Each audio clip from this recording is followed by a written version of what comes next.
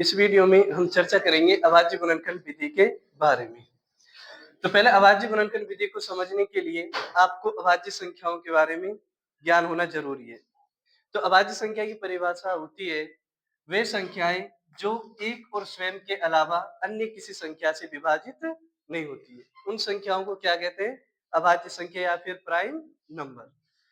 तो मैं एग्जाम्पल के थ्रू समझाना चाहूंगा कि वे संख्याएं जो एक और स्वयं के अलावा अन्य किसी संख्या से विभाजित नहीं होती हैं, उन्हें अभाज्य संख्या कहते हैं। जैसे 2 है, 2 ये एक अभाज्य संख्या है क्योंकि इसमें सिर्फ एक का भाग जा सकता है या फिर स्वयं संख्या का भाग जा सकता है।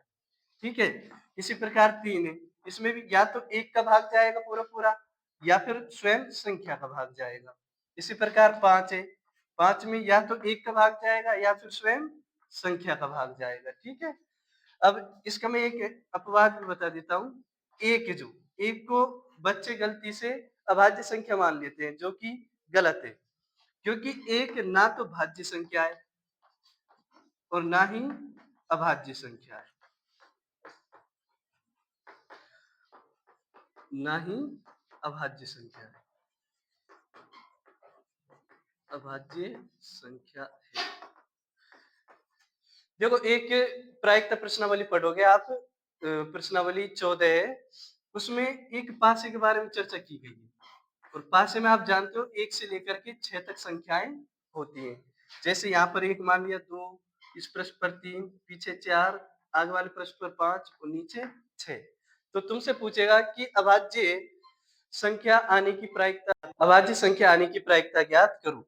तो बच्चे अभाज्य संख्याओं के अनुकूल परिणाम लिखते हैं 1, 3, 5, जो कि एक गलत तरीका है क्योंकि एक तो ना तो ये भाज्य है और ना ही क्या है अभाज्य। इसलिए अभाज्य संख्याओं में एक की गणना हम नहीं करेंगे।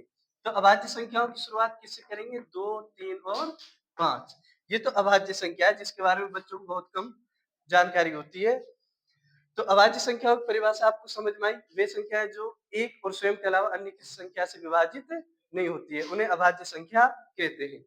जैसे अभाज्य संख्याओं की शुरुआत कहां से हो रही है? 2 से, फिर 3, 5, 7, 11, 13, 17, 19, इस प्रकार से अनंत तक अभाज्य संख्याएं आएंगी। तो विधि का नाम अभाज्य गुणनखंड विधि है, इसलिए अभाज्य संख्याओं के बारे में जानकारी होना अति आवश्यक है। तो मैंने आपको अभाज्य संख्याओं के बारे में सिखाया।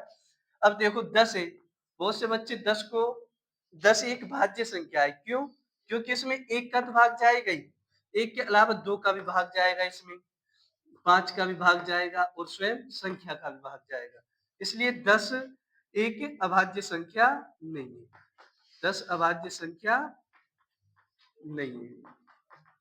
क्यों नहीं है अभाज्य संख्या? कारण देना है क्योंकि सर 10 है जो एक और स्वयं के अलावा अन्य 2 संख्याओं से भी क्या है? विभाजित, जिसमें वो अन्य 2 संख्याएं हैं 2 और 5। तो आपका अभाज्य गुणनखंड विधि को समझने के लिए आपको भाज्यता के नियम आने चाहिए। तो मैं भाज्यता के नियम सिखाता हूं। पहले 2 से भाज्यता का नियम। तो नियम सुनेंगे, वे संख्याएं जिनके अंत में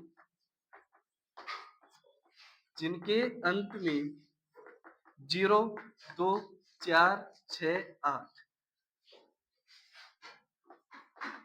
8 का अंक आता है,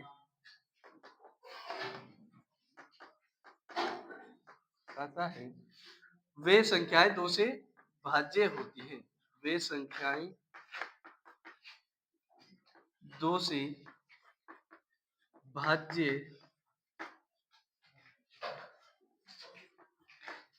होती हैं। तो सिंपल सी परिभाषा है, वे संख्याएं जिनके अंत में 0, 2, 4, 6, 8 अंक आते हैं, वे संख्याएं किससे विभाजित होंगी? 2 से। जैसे कि आपको मैं देता हूं 200, 302। ये संख्या, इस संख्या के लास्ट में अंक है 2। अंक क्या है? 2। तो ये संख्या किससे विभाजित हो जाएगी? 2 से विभाजित हो जाएगी। जैसे 554 है, 554 है, इसके अंत में क्या है? 4। इसके अंत में क्या है? 4। तो ये संख्या भी किससे विभाजित हो जाएगी? 2 से। इसी प्रकार से 510, ये भी संख्या, इसके अंत में क्या है? 0 अंक है, तो ये भी संख्या किससे विभाजित हो जाएगी? 2 से। इसी प्रकार 788, इसके अंत में क्या है 8 का अंक है, इसलिए ये संख्या भी किससे विभाजित हो जाएगी 2 से भाजित हो जाएगी। तो आशा करता हूँ आपको 2 से भाज्यता का नियम समझ में आया होगा। सीधी सी परिभाषा है वे संख्याएं जिनके अंत में क्या हो 0, 2, 4, 6, 8 ये अंक आते हैं, वे संख्याएं किससे विभाजित हो जाएंगी 2 से। तो 3 से भाज्यता का नियम समझते हैं। जिन संख्याओं के योग में जिन संख्याओं के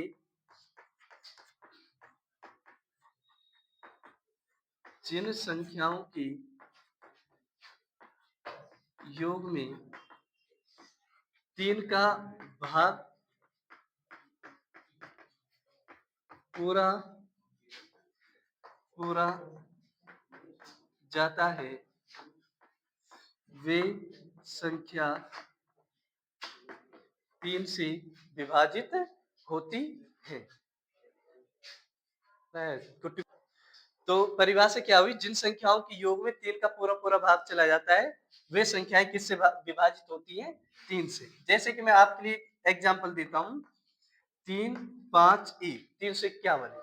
इसके अंकों का योग कितना है इसके अंकों के योग कितना है 3 + 5 8 8 + 1 9 और 9 में किसका भाग चला जाता है 3 का। तो इस पूरी संख्या में भी किसका भाग चला जाएगा 3 का। और मैं एक एग्जांपल लेता हूं 594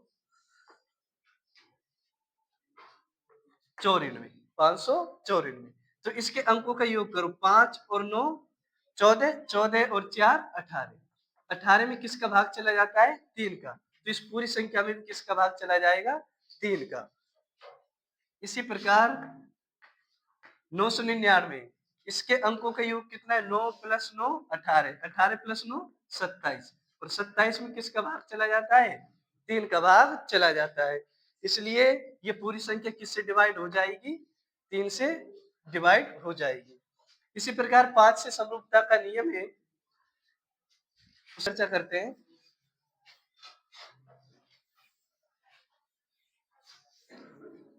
मैं सिर्फ आपको भाज्यता के नियमों में अभाज्य संख्याओं के नियम सिखाऊंगा। वैसे जैसे मैंने 2 का सिखा दिया है तुम्हें 3 का सिखा दिया है, अब मैं सिखाऊंगा 5 से भाज्यता का नियम। 5 से भाज्यता का नियम। तो 5 से भाज्यता का सीधा नियम है जिन संख्याओं के अंत में क्या है 0 या 5 जिन संख्याओं के अंत में 0 या 5 आता हो 0 या 5 आता हो तो वे संख्याएं 5 से भाजित होंगी। एग्जाम्पल समझेंगे जिन संख्याओं के अंत में 0 आ जाए या फिर 5 आ जाए वे सभी संख्याएं किससे विभाजित होंगी 5 से। एग्जाम्पल जैसे 590 455 ठीक है 795 इन संख्याओं के अंत में क्या आ रहा है 0 5 5 यानी अंत में क्या आना चाहिए 0 या फिर 5 का अंक आना चाहिए। वे सभी संख्याएं किससे विभाजित हो जाएंगी 5 से विभाजित हो जाएंगी। इसी प्रकार 7 से भाज्यता का नियम है।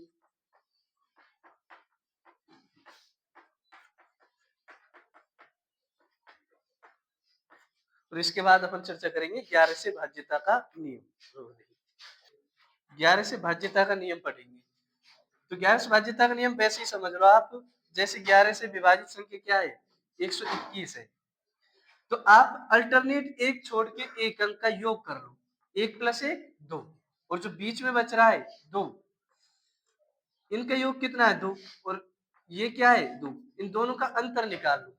अगर अंतर 0 आ जाए तुम्हारा या फिर क्या आ जाए 11 जिन संख्याओं के इस प्रकार का अंतर करने पर क्या आ जाए 0 या फिर 11 वे संख्याएं किससे डिवाइड हो जाएंगी 11 से। और एग्जांपल लेते हैं जैसे 3 5 7 5 ये संख्या है इसके अल्टरनेट अंकों का योग करो यानी एक छोड़ करके एक 5 + 5 10 और 7 + 3 10 इनका अंतर क्या आ रहा है 0। तो ये संख्या किससे डिवाइड हो जाएगी? तो हम कुछ संख्याओं के अभाज्य गुणनखंड करके देखते हैं, ठीक है। तो मुझे ये बताओ कि 360 है, 360 में किसका भाग जाएगा? सबसे छोटी अभाज्य संख्या क्या है? 2, फिर 3 है, फिर 5 है, फिर 7 है, फिर 11 है, फिर 13 है, इस प्रकार से है। तो क्या इसमें 2 का भाग जा सकता है? तो सबसे पहले छोटी से छोटी अभाज्य संख्या का भाग देंगे, ठीक है। तो 2 का इसमें भाग जा सकता है, 2 एकम 2, क्या बचेगा? 1, 2 अट्ठे 16, फिर क्या बचेगा? 0। ये भी इसमें भी 2 का भाग जा सकता है, क्योंकि मैंने 2 से भाज्यता के नियम में पढ़ा है ये चीज। इसमें तो 2 नाम 18 और क्या आएगा? 0। इसमें भी 2 का भाग जा सकता है, 2 चुक 8, 2 पंजे 10।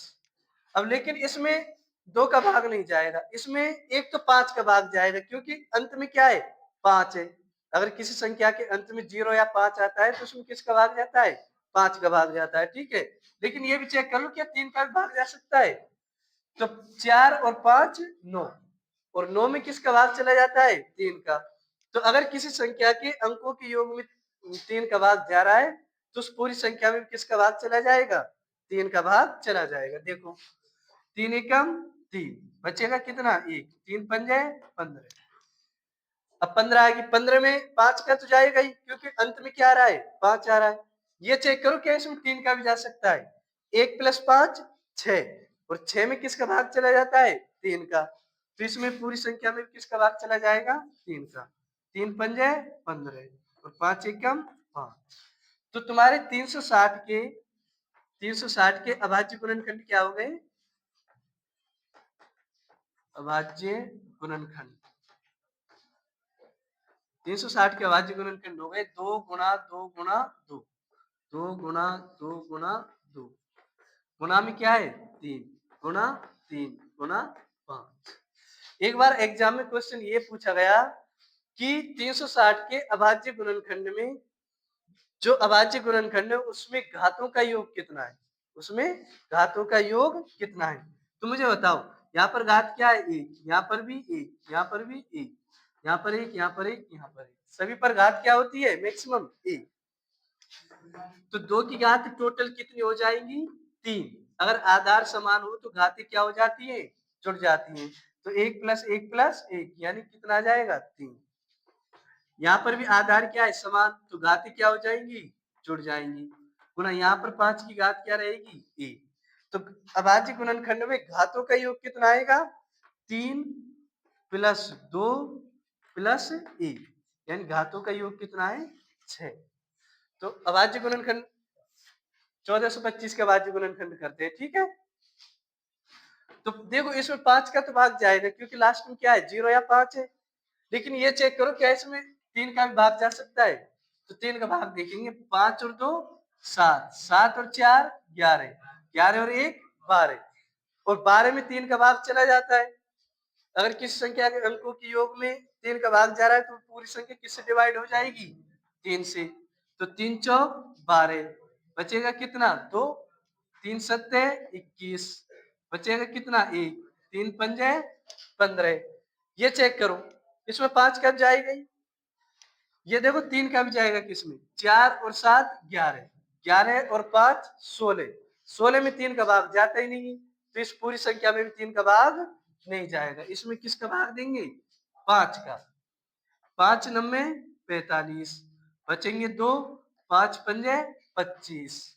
ठीक है। अब इसमें 2 95 में, इसमें भी किसका जाएगा? 5 का भाग। 5 एकम 5, 5 9 45, 4 ही तो बचेंगे ना यहाँ पे। तो इसमें किसका जाएगा? 19 का। 19 एकम 19।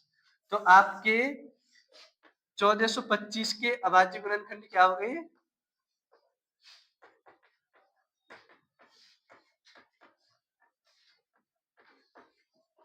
अभाज्य गुणनखंड आ जाएंगे 3 गुना 5 गुना 5 गुना 19, यानी 3 गुना 5 की घात 2, गुना में क्या है? 19। यहाँ पर मैक्सिमम घात क्या है? 1, 19 पर भी क्या है? 1। तो तुमसे पूछ सकता है कि 1425 के अभाज्य गुणनखंडों में घातों का योग कितना है? तो कितना आएगा घातों का योग? 1 + 2 + 1 यानी 4। बात आपको समझ में आ रही होगी। इसी प्रकार 1350 के बाद गुणनखंड करो आप।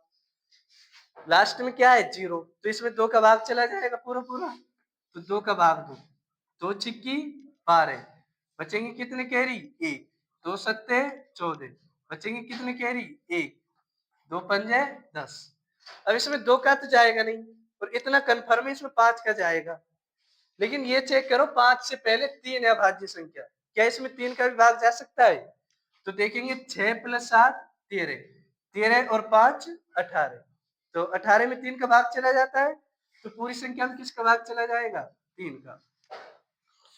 तो देखेंगे 3 दूनी 6, फिर 7 में देंगे 3 दूनी 6, बचेगा 1 कैरी, 3 पंजे 15, इसमें भी 5 का जाएगा, लेकिन 5 से पहले चेक करेंगे 3 का जाता है या नहीं। तो 5 और 2 7, 7 और 2 9, तो 9 में 3 का भाग चला जाता है, तो पूरी संख्या में किसका भाग चला जाएगा 3 का। 3 सत्ते 21, 3 पंजे 15। अब देखो 75 आ गया, इसमें 5 का जाएगा ही, ये चेक करो 3 का जाएगा या नहीं। 7 + 5 12, और 12 में किसका भाग चला जाता है 3 का, तो इसमें 3 का भाग देंगे, 3 दूनी 6, 3 पंजे 15। अब इसमें 5 + 2 7 है, और 7 में 3 का भाग जाता नहीं है, इसलिए इसमें किसका भाग देंगे 5 का, 5 पंजे 25, और 5 एकम 5। तो आपके 1350 के अभाज्य गुणनखंड क्या आ जाएंगे, 1350 के अभाज्य गुणनखंड 2 गुना 3 गुना 3 गुना 3 गुना 5 गुना 5, इसको